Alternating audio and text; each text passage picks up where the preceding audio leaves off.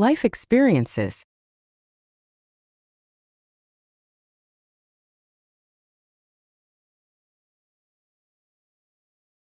Part 1. Social interaction.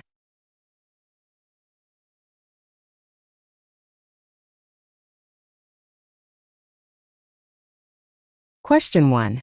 Do you like current life? Answer. Yes, I currently live completely in the moment. My in-laws are incredibly helpful, and my kid is old enough to care for herself, so I don't need to worry about anything.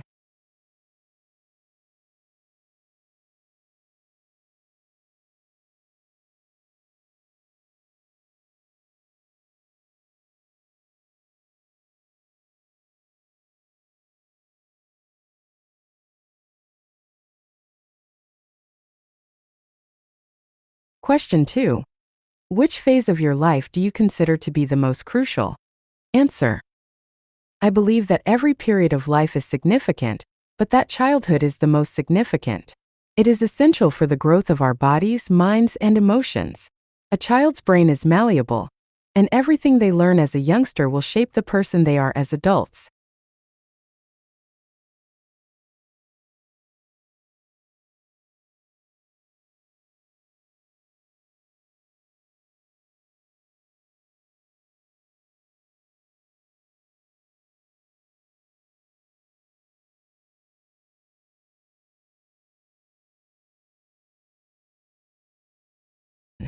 Question 3.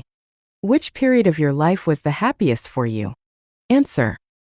I remember feeling like I was the center of my family when I was a little child. Everyone was always eager to grant my requests, the thing on which I put the hand that becomes mine. So it was the best part of my life.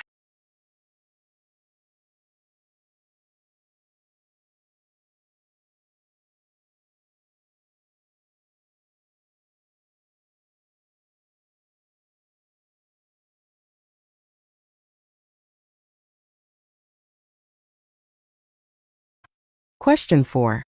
What have you planned for the next phase of your life? Answer. I want to offer my daughter the world. So my goal is to get as much money as I can so that I can grant all of her requests when the time comes.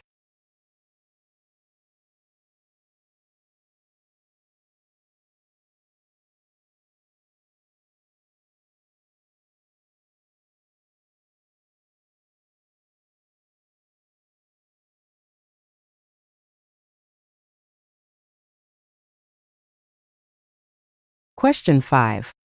When do you rest? Answer. On Sundays only. Sundays are designated as days of relaxation. Most individuals conclude their unfinished business that day, but I choose to sleep.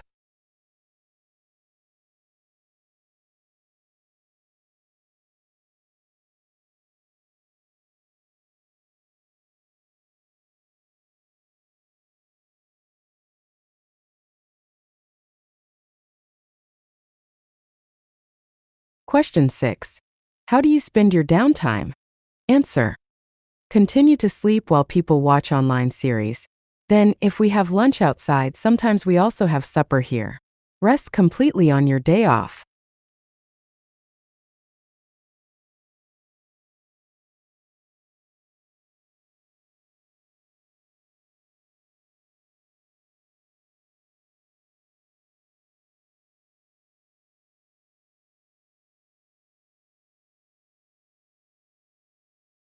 Question 7.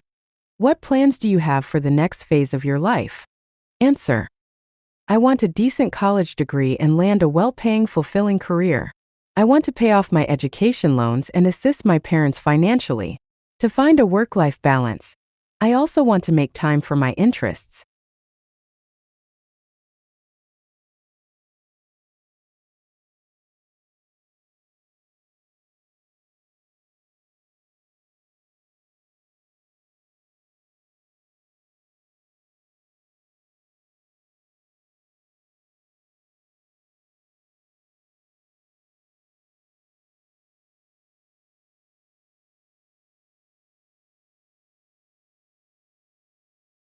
Part 2. Solution discussion.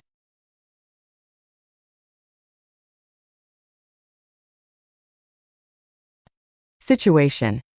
You are going to university and need to decide who to share your accommodation with. Are you going to live with a group of friends, one close friend, or live alone?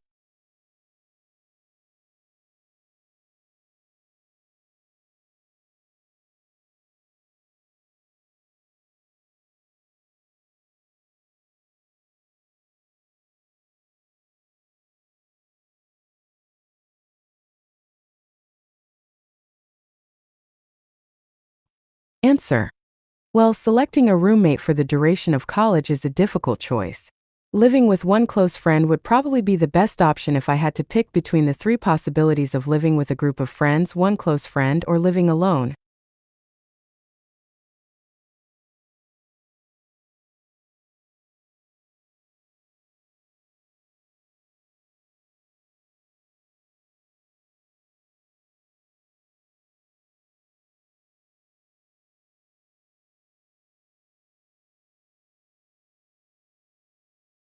There are several benefits of living with a close buddy. First off, it is true that having a close buddy makes it simpler to manage your life without too many problems since you know them well. Living together requires you to share your routines, including when you eat and sleep and how you keep your home tidy. Conflicts frequently arise because everyone has different habits.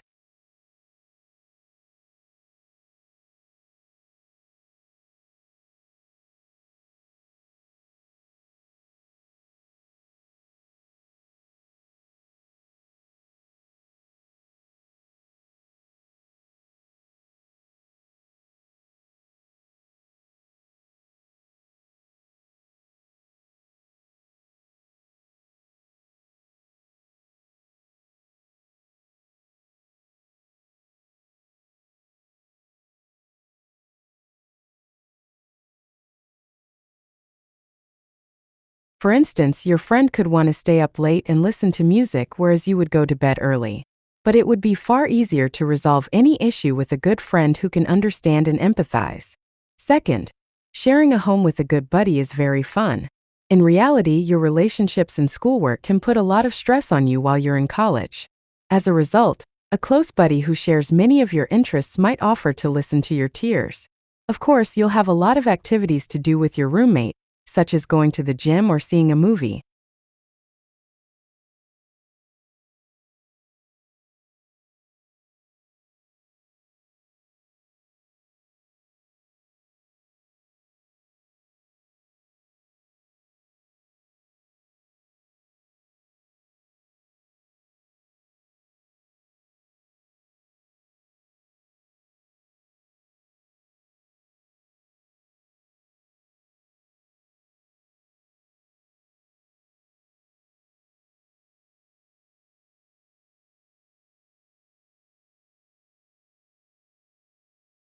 On the other side, I don't believe that living with a group of friends is a wise decision for college students since, as I indicated before, people have different schedules and interests, making it challenging to resolve issues when living together.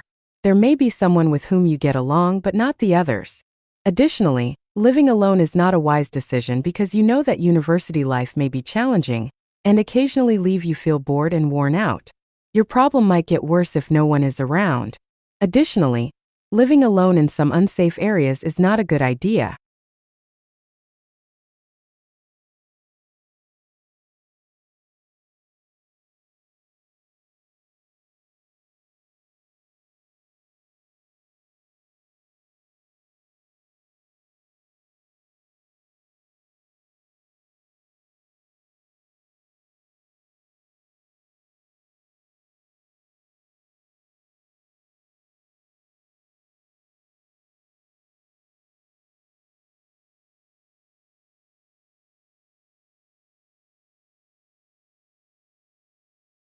So I feel that sharing your room with a close friend is the best option if you have to pick someone to live with while you are attending college.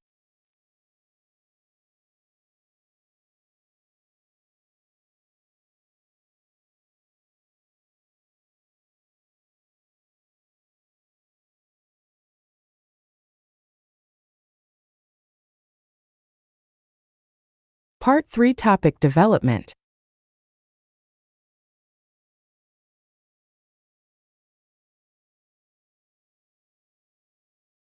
Topic. Describe an exciting experience in your life.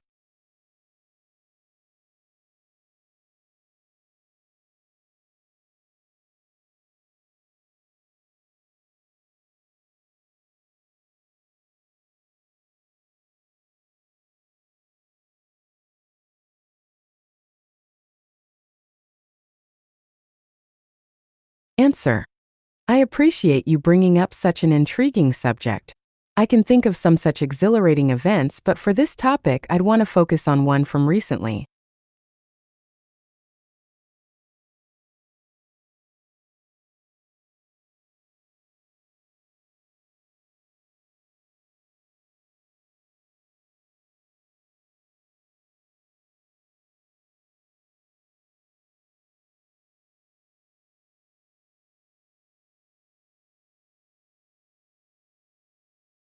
For the first time in my life, a few months ago, I went to a cinema theater to see a 3D animated film. Although I have seen 3D movies at home, I have not done it on a large screen at a theater. I had a wonderful day because it was an overwhelming experience.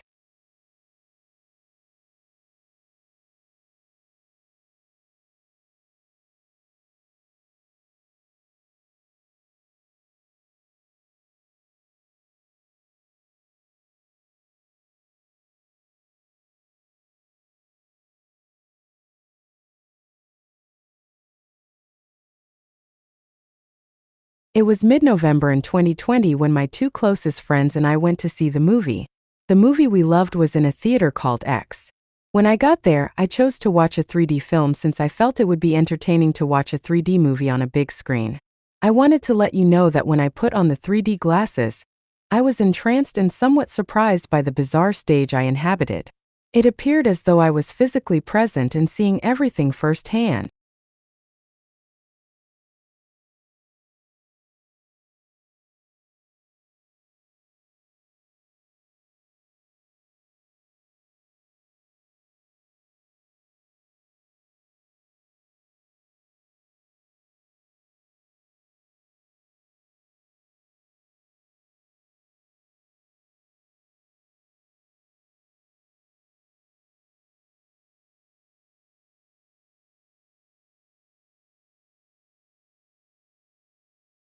I was transported to a fantastical yet unique world of animation as soon as I put on the 3D movie glasses.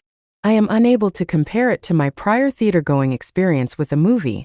I had the impression that I had been whisked away to an animated fairy tale realm and shut off from the real world. The theater's sound system gave the experience an additional exhilarating level. Although 3D movies are still in their infancy, I'd say they have come a long way and provide moviegoers with a whole new perspective.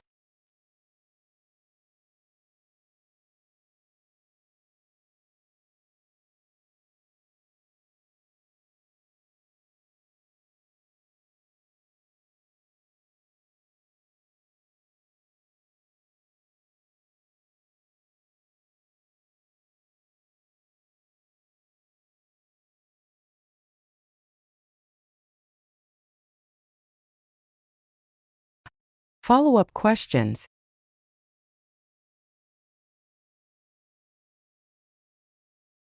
Question 1. Do you believe that making errors is the greatest way to learn? People often say that our biggest teachers are the errors we make since they have so much to teach us.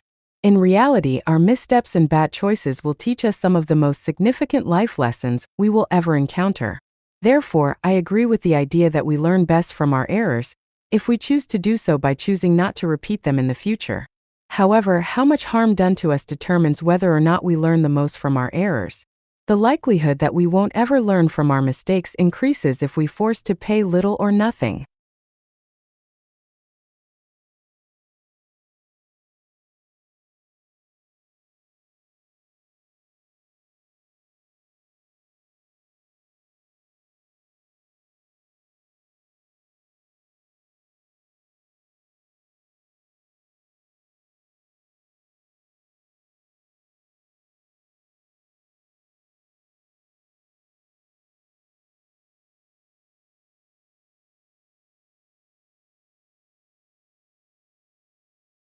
Question 2. What is the most effective technique to acquire life experience? Well, in my opinion, the best approach to learning from mistakes is to experiment, take calculated chances, and make arbitrary judgments even when we are aware that we would likely fail in some real-life scenarios. Additionally, as we conduct these mini experiments or make arbitrary decisions, we can evaluate the results or experiences, whether we succeed or fail, so that when we encounter similar circumstances in the future, we will be fully aware of the types of adjustments, if any, that are required to achieve the best outcomes. We will never know what we are excellent at if we never make an effort, because without trying we can never gain any experience.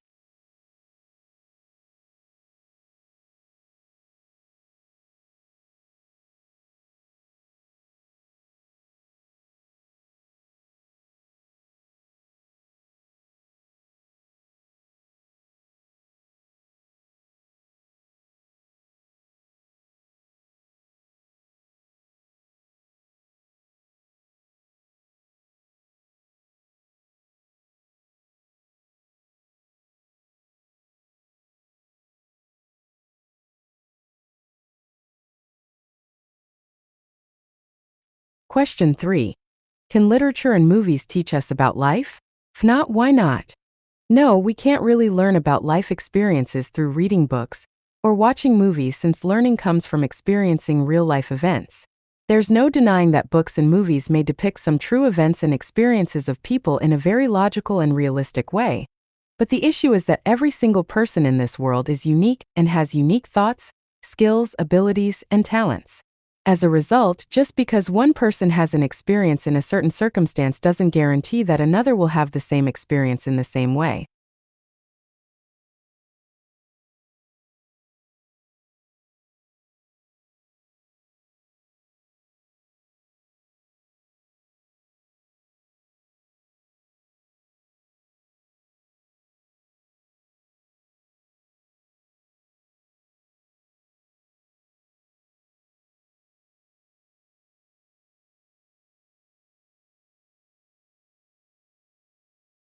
Question 4. Which is more crucial, potential or experience? Why? In my opinion, experience is more significant than potential. A person with experience often has a track record of success in accomplishing tasks. Experience, more often than not, gives someone the confidence to perform an extremely difficult task under difficult circumstances. Additionally, having experience aids in decision-making, particularly when faced with tough options. Finally, having experience makes a person respectable and mature, which gives people around him the assurance they need to follow his example. Contrarily, a person's potential is frequently unrealized and untested, unless they have a genuinely strong mentor or the courage to put it to use.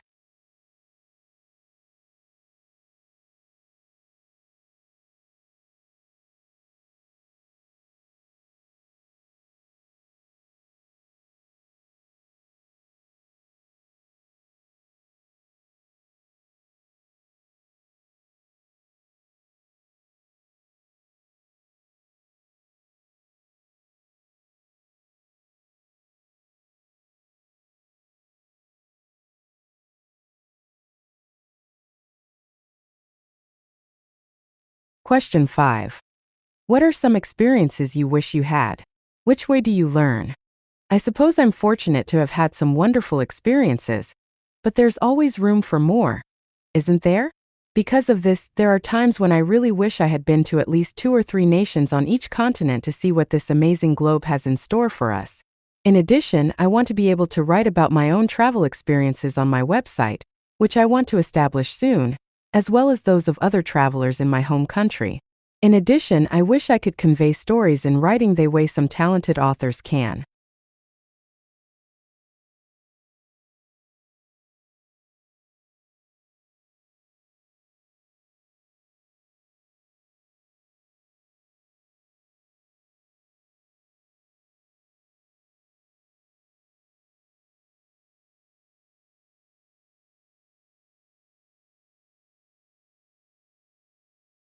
Question 6. Why do some people struggle to apply what they've learned? Some people are too conceited to realize that they can learn anything from anything or anybody, which is why they fail to learn from their experiences. Additionally, some individuals don't wish to recall any details of their experiences since they are sometimes too embarrassing for them, which prevents them from learning from them. Another reason some individuals fail to learn from their mistakes is that they like justifying them, regardless of how undesirable the events are, by effectively blaming others for their own experiences and circumstances.